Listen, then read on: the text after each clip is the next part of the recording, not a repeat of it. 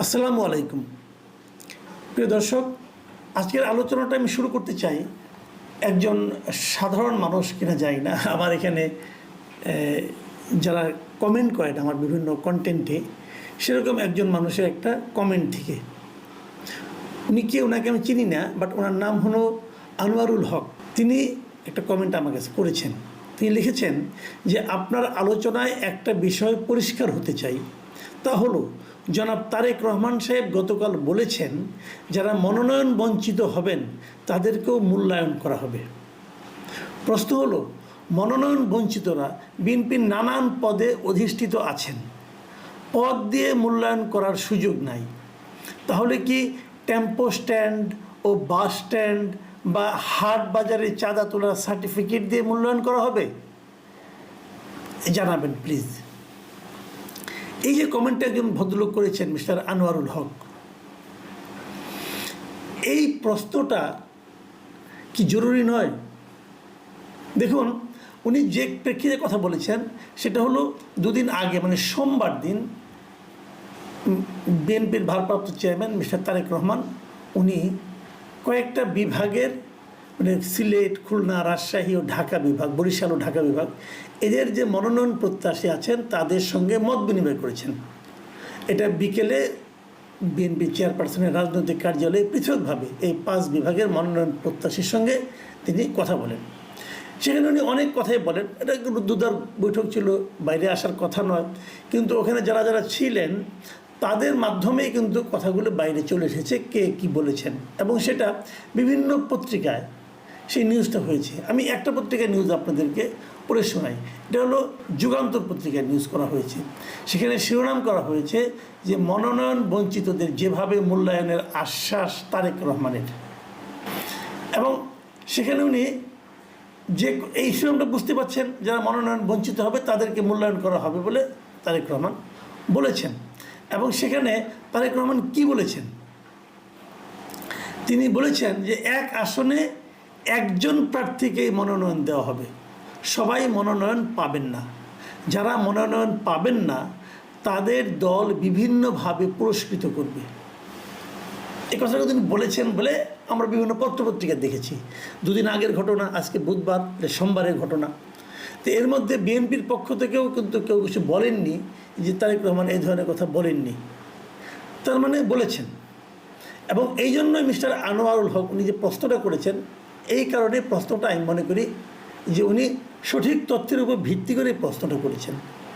তো প্রশ্ন উনি করেছেন, উত্তর তো পাওয়া দরকার। উত্তরটা কে দেবে?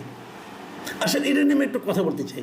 সেটা হলো যে একজন রাজনীতিবিদ যিনি রাজনীতি করেন, দল হয়ে দলের একটা আদর্শের জন্য রাজনীতি করেন, তার আসলে প্রকৃত পুরস্কারটা কি? উনি এমপি হলেন, এটা কি পুরস্কার? এমপি হওয়াটা কি একটা লাভজনক কাজ? একজন এমপি মানে যিনি সংসদ সদস্য, তার বেতন কত? তার বেতন কি 5 লাখ, 2 লাখ? তাও না, তার বেতন আরও কম। তাহলে এই বেতনটা বর্তমান বাজারে তেমন কিছু না। একজন ব্যাংক কর্মকর্তাও এর চেয়ে অনেক বেশি বেতন পান। তাহলে এটার জন্য এত এত ধরপাকড় কেন, এত ধরাধরি কেন? এবং একটা আসলে 10 জন প্রার্থী হচ্ছেন কেন? তাহলে এমপি হলে কি হয়? আমরা গত 15 বছর দেখেছি আওয়ামী লীগের এমপি যারা ছিলেন, তারা মানে এমপি হওয়া মানে একটা এলাকার জমিদার হয়ে যাওয়া। ওই এলাকার সমস্ত কাজ টাজ তার মাধ্যমে হয়, এবং সে যেভাবে বলে সেভাবে হয়। সে মোটামুটি যা বলবে রাজা আর কি। এখন প্রশ্ন হলো, যদি উন্নয়ন কাজটা তার মাধ্যমে হয় তাহলে তার অর্থনৈতিক লাভটা কোথায়? আপনারা ভাবেন, আপনাকে একটা সেতু তৈরির কাজ তদারকি করতে দেওয়া হলো, তো আপনি তদারকি করবেন, কারণ আপনি দেখবেন যে কন্ট্রাক্টর এখান থেকে যে মাল দেওয়ার কথা সেটা দিচ্ছে কিনা, কেউ চুরি করছে কিনা, এই প্রজেক্টটা করার সময় ইঞ্জিনিয়ার কোনো চুরি করেছে কিনা, অথবা ইঞ্জিনিয়ার এবং ঠিকাদারের মধ্যে কোনো অনৈতিক লেনদেন হচ্ছে কিনা, আপনি তো এগুলি দেখবেন। এমপি সাহেব তো এটাই করবেন। তো উনি যদি এই কাজটা করেন, যদিও ওনার একটা কাজ কিনা আমি জানি না, মনে হয় ওনার কাজ না, তবে এগুলো হয় ওনাদের মাধ্যমে। ধরা যাক হয়, যদি হয় তাহলে এখানে ওনার অর্থনৈতিক লাভটা কোথায়? আপনাকে ওই আসনে বসিয়ে ভাবুন, আপনার কী লাভ? আপনি তদারকি করবেন, তো তদারকির মধ্যে লাভটা কোথায়? আপনাকে তো কোনো পারিশ্রমিক দেওয়া হবে না। তার মানে আপনি ওখানে বড় চুরিটা করবেন। ওই সেতু নির্মাণে যে চুরিটা হবে, চুরি যে ভাগ বাটোয়ারা হবে, সবচেয়ে বড় ভাগটা আসবে আপনার কাছে। এটাই হলো লাভ। আপনি ক্ষমতা প্রয়োগ করবেন, এটাই হলো লাভ। তাহলে এখানে বিভিন্নভাবে পুরস্কৃত করার অর্থটা কি? অর্থটা কোথায় আমি বলি আপনাকে। যিনি এমপি হন তিনি কিন্তু তার নিজের ভাই, ভাতিজা, ভাইগনা যারা আছেন এদেরকে বিভিন্ন কাজকর্মে ওনার লোকাল এজেন্ট হিসেবে নিয়োগ করেন। এমপির ভাইগনা, তার পাওয়ারই আলাদা।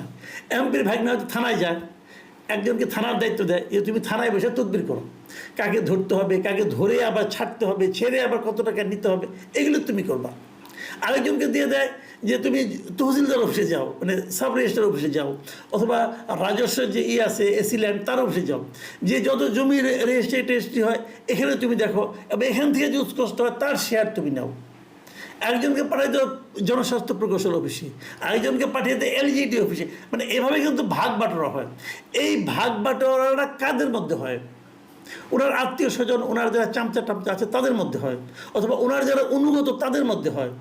এখন ধরেন একটা এলাকার 10 জন ক্যান্ডিডেট, 10 জনের কিন্তু 10টা আলাদা জগৎ আছে, মানে 10 জনেরই কিছু কিছু অনুসারী আছে। যে ভদ্রলোক এমপি হবেন তার অনুসারীরাই কেবল লাভজনক হবে। তার মানে বিএনপির 10টা প্রার্থী, মানে ওখানে আসলে 10টা না হলেও মিনিমাম 5টা ভাগ আছে, উপদল, দল উপদল আছে। এবং এই 5টা যে দল উপদল এরা প্রত্যেকের কিন্তু বন্ধু না, শত্রু। পারলে একজন একজনে মারে। এবং আপনি নিশ্চিত থাকেন, ধরা যাক বিএনপি ক্ষমতায় আসলে পরে কী হবে? অন্তর্দলীয় কোন দলে অনেকে লোক মারা যাবে। এই অন্তর্দলীয় কোন দল যে কত বড়, কত ঝামেলার ব্যাপার হয়। আমি এই মাঝখানে কয়েকদিন আগে এমনি আমার একটা পারিবারিক কাজে, আমার বন্ধুর মেয়ের বিয়েতে আমি রাজশাহী গিয়েছিলাম, যে সেখানে রাকসু নির্বাচন যেদিন হলো তার পরের দিন সকালে সেখানে আমি যাই। সেখানে যে আমি মানে উৎসাহ নিয়ে, কৌতূহল নিয়ে আমি রাজশাহী ইউনিভার্সিটিতে স্টুডেন্টদের সঙ্গে আলাপ করি, এবং সব মিলিয়ে আমার যেটা অবজারভেশন হয়, ওখানে যে জাতীয়তাবাদী ছাত্রদল এত খারাপ রেজাল্ট করছে, এত খারাপ, ভয়ঙ্কর খারাপ, তার মূল কারণ হলো একজন আমাকে বললো ওদের নাকি এই ছাত্রদলের নাকি ওখানে 13টা গ্রুপ। ধরলাম 13টা না, হয়তো বাড়াইয়ে বলছে ধরলাম, কিন্তু মিনিমাম 5টা গ্রুপ যে আছে তাতে কোনো সন্দেহ নাই।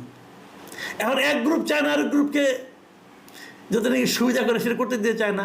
আমি পারবো না, কিন্তু ওকেও হতে দেবো না। এই মানসিকতাটা কিন্তু আছে। এখন এই মানসিকতা যদি নির্বাচনের সময় থাকে ওটা তো ভয়ঙ্কর। এখন দেখেন তারেক রহমান যিনি দলের প্রধান আর কি এই মুহূর্তে, ওনার ওই যে বিপদ, ওনার বিপদটা কোথায়? উনি এদেরকে, বাকি যাদেরকে, এরা কি নীতি কথা শুনবে? আর ওনাদেরকে কী বলে সান্ত্বনা দেবেন উনি? এখন সান্ত্বনা দেওয়ার একটা পদ্ধতি পাইছেন যে আপনারা যিনি ইলেকশন করবেন তার পক্ষে থাকেন, তার জন্য খাটেন। প্রথমে তাকে ধমক দিতে পারে, যদি না খাটেন, যদি অন্য কিছু করেন তাহলে দল থেকে বের করে দেবো, একে ধমক। এই ধমকের আবার বিপদ আছে। বিপদটা কোথায় সেটাও বলি।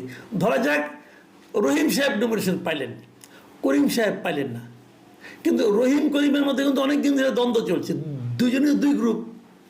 হয়তো দেখা যাবে যে ওইখান থেকে শুরু করে একদম কেন্দ্র পর্যন্ত তার একজন ভাই আছে, আবার তার আরেকজন ভাই আছে, কিন্তু কেন্দ্রেও দুইজনের ভাগ আছে। এখন রহিম সাহেব নমিনেশন পেয়েছেন, করিম সাহেব তার জন্য ভাবলেন দলীয় নির্দেশ আমি খাটি, উনি যান প্রাণ দিয়ে খাটলেন। কিন্তু নির্বাচনের পরে যদি রহিম সাহেব হেরে যান, তখন রহিম সাহেব কিন্তু কেন্দ্রের কাছে বলবেন যে করিম আমার বিরুদ্ধে ষড়যন্ত্র করছে, করিমের ভোট তো আমি পাই নাই, সে অন্যদেরকে না করছে যাতে নাকি আমি জিততে না পারি। তাহলে কী হলো? করিম ভাববে এত খাটলাম জান প্রাণ দিয়ে, তারপরেও আমার বদনামটাই হলো, দল হয়তো করিমকে বহিষ্কার করে দিল। এটা হয় কেন সেটা বলি। এটা হলো যদি কেন্দ্রের সঙ্গে মাঠ পর্যায়ের কোনো নীতিগত বন্ডিং না থাকে, তখন এগুলি হয়। যদি বন্ডিংটা যদি ভাইয়ের মাধ্যমে হয়, কারো ভায়া একজন ঠিকাদার মাঝখানে আছে তার মাধ্যমে হয়, তখন এই ঝামেলাগুলি হয়। বিএনপির অনেক লোক আছেন, দেখবেন যখন নমিনেশন আসবে বলবে তাকে আমি খুব ভালো জানি। মানে কি, এখন একজন মনে করেন একটু এলাকার আসনে সে ক্যান্ডিডেট, সে তো এসে এখানে মহাসচিবের সঙ্গে সবসময় হাত কচলাতে থাকবে। সে তো এসে যুগ্ম মহাসচিব, সিনিয়র যুগ্ম মহাসচিবের সামনে এমনভাবে হাত কচলাবে যে তার চেয়ে অনুগত আর কেউ নাই। কিন্তু সে এলাকায় কেমন এটা কিন্তু উনি দেখবেন না। উনি দেখবেন যে আমার সামনে কে কতটুকু হাত কচলায়, আমি কাকে পার্সোনালি আমার।